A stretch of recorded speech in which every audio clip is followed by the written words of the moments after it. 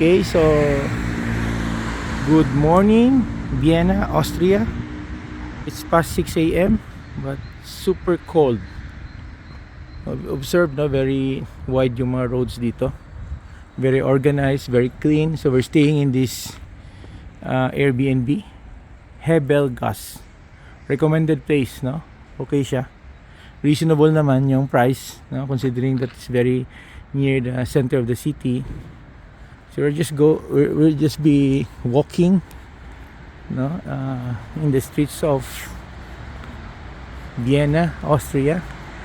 We'll be going there, no, yung convenience store. But of course, we don't want to violate yung traffic rules here. We have to go to yung pedestrian, no, here. Super lamig here. Masyadong malamig, no? Early morning walk. Tatawid tayo dyan sa kabila. Hannah has her legs, no? Parang may sprained ankle siya. Bibili muna tayo ng, let us see if yung drugstore nila. I saw yung drugstore sa kabila.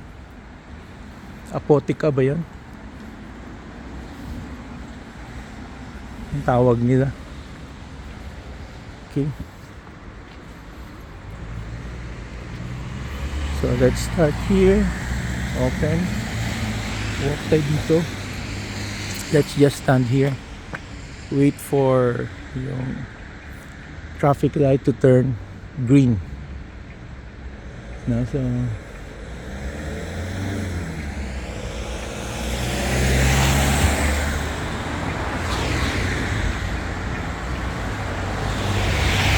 staying here.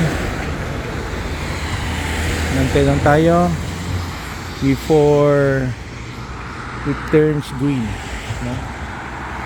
Natawid tayo sa kabila for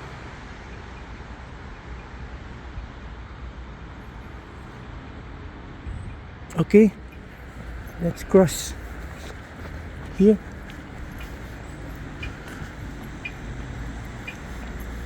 Dali sa kabila.